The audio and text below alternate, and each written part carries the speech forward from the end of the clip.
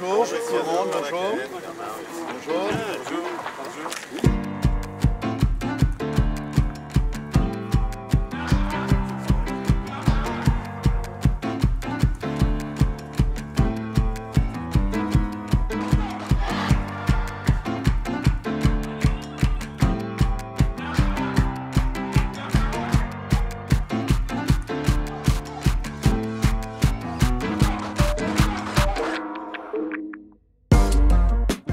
On va se retrouver en septembre et cela n'aurait assurément pas été possible sans nos liens avec les collectivités, avec les élus. Un élu, ça a le pouvoir de dire oui, mais ça a aussi le pouvoir de dire non. Et lorsque, au lendemain de l'allocution du président de la République le 13 avril, j'ai appelé tous les élus du prochain Tour de France en leur disant ben voilà, il y a de nouvelles dates, c'est 29 août, 20 septembre, 17 septembre pour ici, les Glières, l'étape de La Roche-sur-Foron. Christian Montaigne m'a dit oui, comme les autres élus.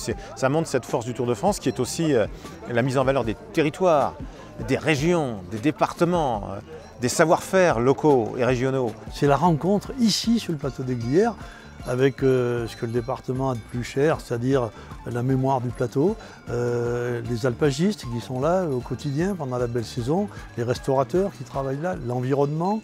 Alors tout cet ensemble, nous n'avons pas envie de le garder pour nous exclusivement, nous avons envie de le partager avec le plus grand nombre et c'est une occasion de le faire parce que Christian Prudhomme et les siens arrivent ici pour passer sur le plateau. On a fait en sorte de rapprocher l'arrivée de la rampe terrible qui mène au plateau, les fameux 6 km à 11%. C'est pour ça qu'on arrivera à La Roche-sur-Foron avec, pourquoi pas, puisque ce sera la dernière étape de montagne du Tour de France. Les grimpeurs, ce sera la dernière occasion pour eux de s'emparer du maillot ou d'aller quérir une victoire de prestige. C'est ici et ça va se jouer là.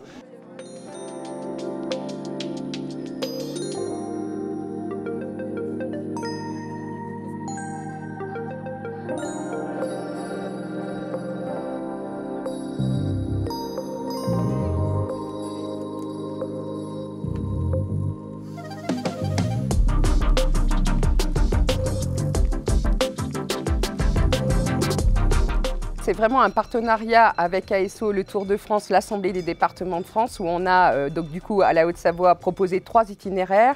Le Tour des Glières à vélo à la rencontre de nos producteurs laitiers. Vous avez aussi le Tour de la Vallée Verte et du coup le Tour du Semnoz. Ce sont des itinéraires qui sont faciles, qui sont des itinéraires propices à faire de la balade familiale et surtout qui invitent à découvrir les fromages de Haute-Savoie, les filières laitières, nos petits producteurs sur le secteur. Donc on a environ 35 sites labellisés qui sont là pour accueillir ces découvertes.